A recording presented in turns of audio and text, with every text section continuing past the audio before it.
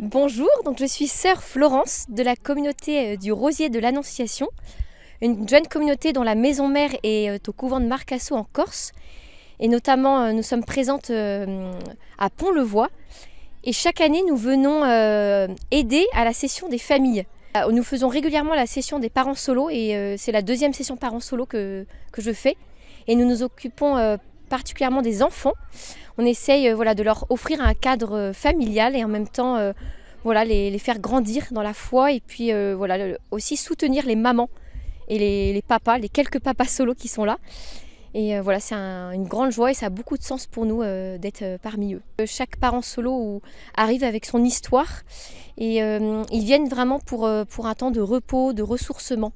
Donc on essaye d'être disponible auprès des parents et aussi auprès des enfants. Donc on essaye à la fois d'avoir du temps pour écouter, pour échanger. Et c'est très enrichissant. Surtout en tant que femme consacrée, d'écouter des situations de mamans qui sont seules, qui ont des défis à relever. Ça nous porte en fait. Et on a besoin de se rencontrer, d'aborder certains sujets.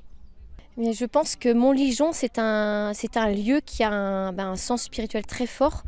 Et peut-être que ça apporte une autre dimension plutôt que d'être dans un centre de loisirs.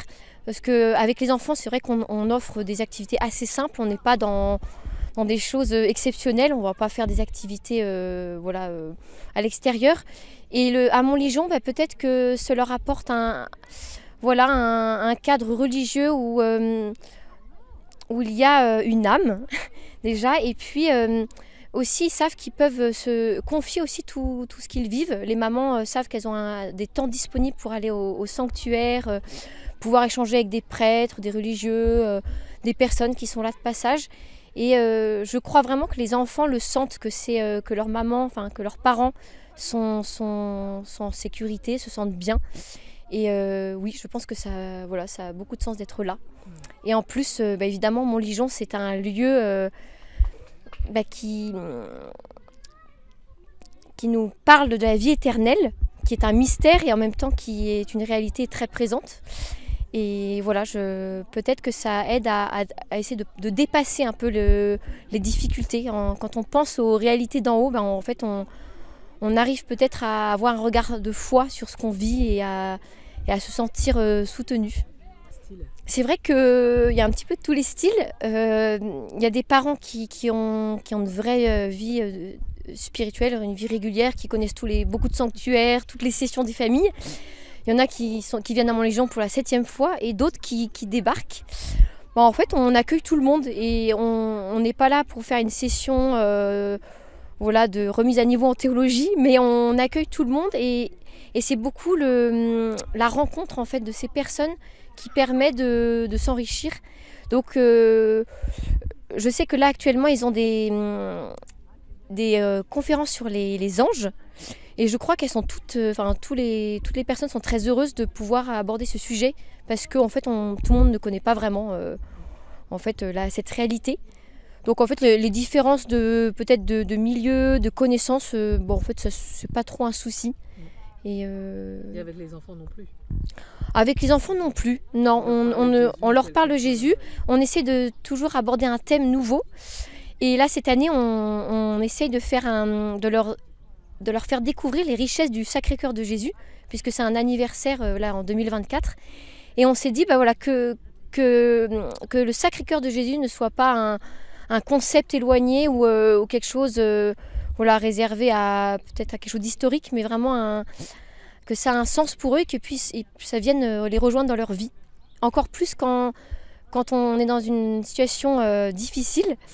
Je pense que de savoir que le Christ est là et que son Sacré-Cœur nous inonde de son amour, je pense que les enfants, s'ils retiennent ça, c'est essentiel. Alors les fruits de cette session, je ne sais pas, je ne saurais pas les nommer, mais en tout cas on le voit on voit une évolution. Au bout d'une semaine, les mamans en fait sont transformées dans leur visage. Il y a quelque chose qui est dilaté. Et puis les fruits, je dirais, c'est le soutien, l'entraide entre elles. Elles se Certaines voilà, se confient, d'autres sont plus réservées, peu importe, on n'est pas là pour voilà, forcément se livrer, mais certaines femmes repartent plus fortes parce qu'elles savent qu'elles ne sont pas seules. Et ça, c'est très important de savoir ça, parce qu'il y a des situations en fait, qui sont voilà, dépassées, et de savoir qu'elles peuvent s'appuyer sur l'amitié d'autres mamans. Je trouve ça très, très important. Ensuite, Montligeon, elles savent qu'elles peuvent venir quand elles veulent, que c'est un lieu où elles seront toujours accueillies, elles ne seront pas jugées. En fait, on accueille chacun tel qu'il est. Et, je crois que c'est important. Ensuite, les fruits.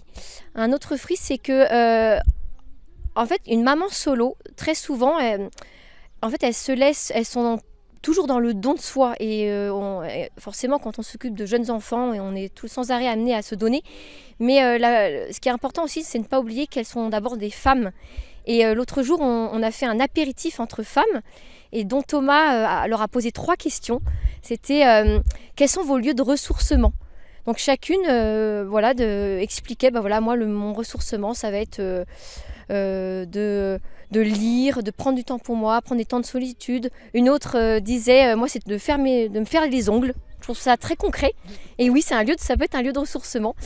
Ensuite, la deuxième question, ça a été quelles sont vos qualités en tant que femme, et à quoi vous vous sentez appelée pour le monde?